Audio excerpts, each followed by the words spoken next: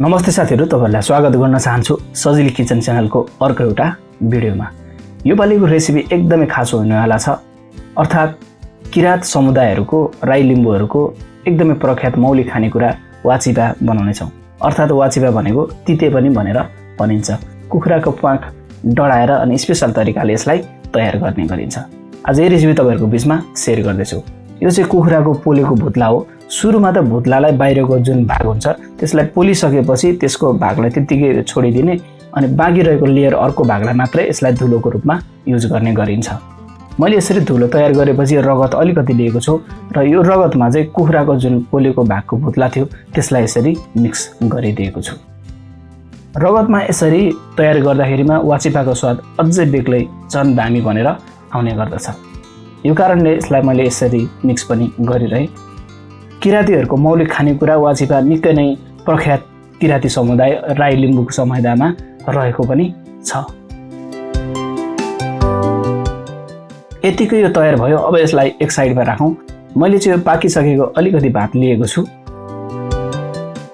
अब यसमा अघि हामीले तयार गरेको रगत र भुत्लाको भागलाई यसरी मिक्स गरिदिने।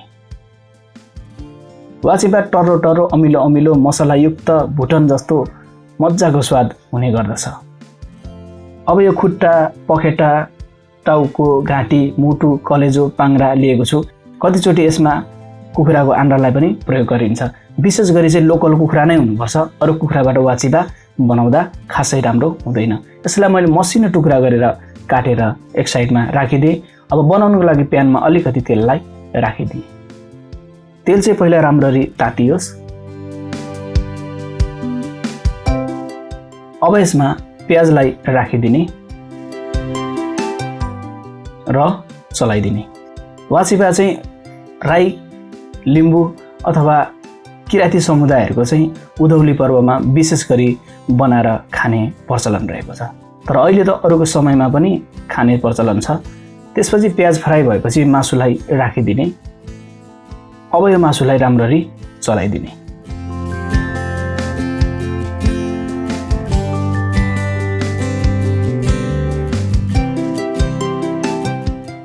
र यसरी मासु जबसम्म राम्ररी फ्राई हुँदैन तबसम्म हामी यसलाई चलाउँदै तयार गर्छौं।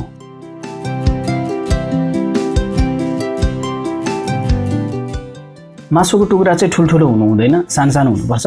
र वाचिपामा जति पनि मैले राखेको छु त्यो भन्दा फरक अलिकति मासु पनि यसमा मिक्स गर्न सकिन्छ। तर यतिकै गर्दा अझै दामी हुने गर्दछ। अब यो चाहिँ जिरा, अदुवा, लसुन अनि त्यसपछि खुर्सानीको पेस्ट हो, सुकेको खुर्सानी। अनि यसलाई मजाले भिजाएर पिसेर तयार गरेको। यो भन्दा बढी मसलाहरू हामी वाचिपामा प्रयोग गर्नु हुँदैन। अब यसलाई मसलालाई राखिदिने अनि चलाइदिने। यो भन्दा बढी मसलाहरू प्रयोग गर्यो भने मौलिक खानाको स्वाद नै बदलिन सक्छ। त्यो कारणले यति नै काफी हुन्छ। अब टमाटरलाई राखिदिने।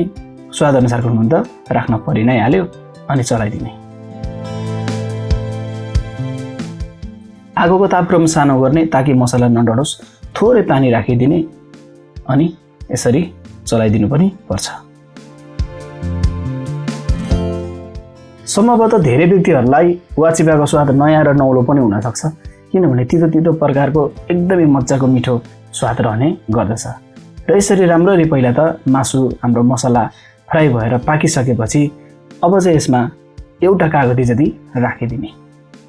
र कागती राखिसकेपछि यसलाई पनि यसरी चलाइदिने।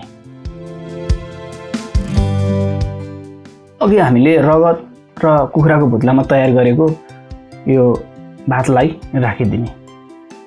अब यसलाई पनि राम्ररी मिक्स गर्दै चलाइदिने।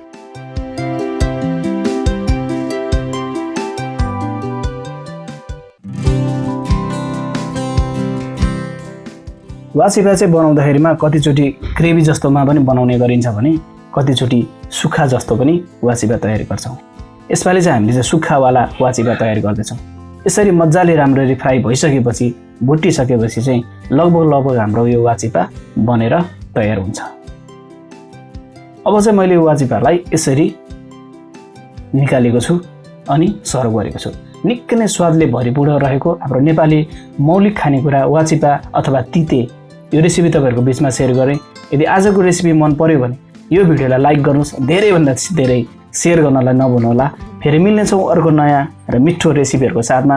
च्यानललाई सब्स्क्राइब पनि गर्नलाई नभुल्नुहोला। अनि सबैलाई नमस्ते। यसपालिको वाचिपा मिठो बनाएर खाँदै जानुहोला।